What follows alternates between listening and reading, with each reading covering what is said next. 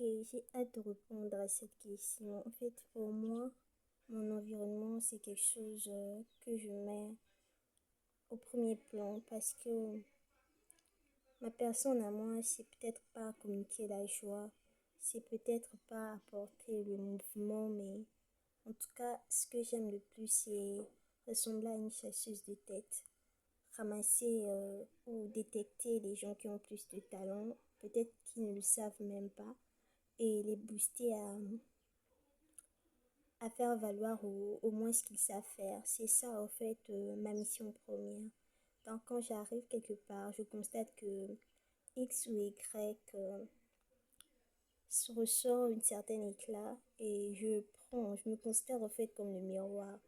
Je me place devant toi et je commence à te montrer en fait le reflet. C'est ce qui se passe même avec Diamla, une fille exceptionnelle camerounaise ici au Congo. Ok, je l'aime beaucoup, mais j'ai détecté en elle la capacité même d'être à la clé pour plusieurs vies. Bon, je sais pas si personnellement elle s'en rend compte à une certaine vie ou à une certaine dimension. Je sais pas si elle sait que c'est quelque chose qui est rattaché à elle, mais elle se débrouille pas mal, comme elle a su le mentionner dans l'interview pour l'anniversaire de Tingug. En fait, c'est quelqu'un que lorsqu'elle arrive quelque part, elle se démarque en quoi, en fait?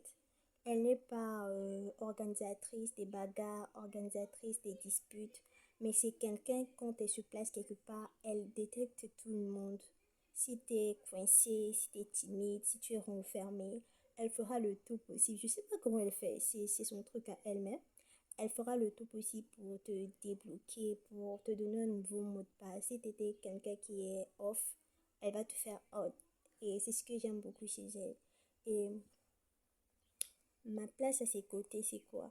L'aider au fait à encourager, à valoriser ce qu'elle a. Parce que personnellement, même si je suis pas trop, je l'expose pas trop, mais c'est quelqu'un qui a beaucoup joué dans ma vie. Si je me rappelle quand j'étais dans mes moments de lourd passage, j'étais coincée à un niveau. Elle était là et elle m'a développé des chapitres et des chapitres en psychologie. Je ne sais même pas elle a étudié dans quelle école, mais pour moi, je la considère comme toute une bibliothèque. Disons une bibliothèque de l'Égypte antique, des livres les plus anciens. J'ai aimé la biologie, j'ai aimé les SVT, mais ces chapitres à elle, je me demande même si je lisais mon cahier à l'époque. Je l'ai écouté, réécouté, j'ai dit waouh. En tout cas, cette femme-là, je sais pas, elle est appelée à réussir dans son environnement d'abord. Elle le fait pas pour être payée, mais elle le fait pour être, je sais pas, pour valoriser sa propre personne parce qu'elle est faite pour ça. C'est une machine qui a été conçue pour ça. Et je connais la personne de Tingug. C'est quelqu'un qui sourit pas souvent. Elle sourit moins de 30 secondes. En tout cas, elle peut sourire, mais après, elle se renferme.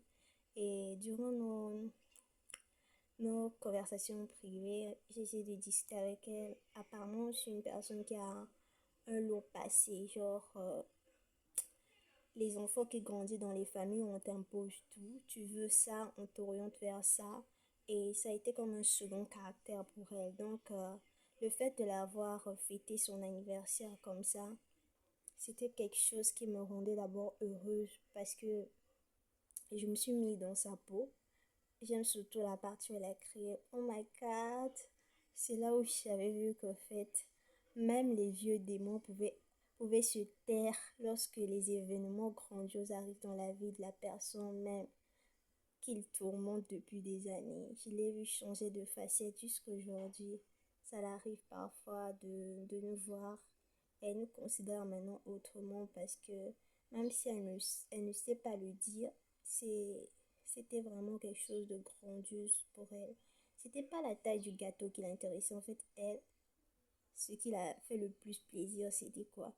Elle n'a peut-être pas eu l'occasion de fêter son anniversaire avec des inconnus. Et j'avoue que sans Jamila, cette idée n'allait pas exister. C'est ce qui m'a poussé à la faire l'interview parce que je me disais au plus profond de moi, est-ce que tu sais que si toi Tu ne t'es pas réveillé un bon matin pour penser à demander sa date d'anniversaire, ça n'est pas arrivé. Moi, je suis pas fait pour ça. Je suis pas fait pour booster les événements, je suis fait pour améliorer les événements. Et je bénis vraiment cette personne, je bénis Dieu de l'avoir rencontré. Et puis Dieu me donne beaucoup de temps et beaucoup de moments à ses côtés, je crois que je vais apprendre de la vie. Parce que le fait de nous voir réunis comme ça avec des inconnus, on se sentait tous à nos places. C'était quelque chose de waouh. Et je me suis dit, tiens, Mila,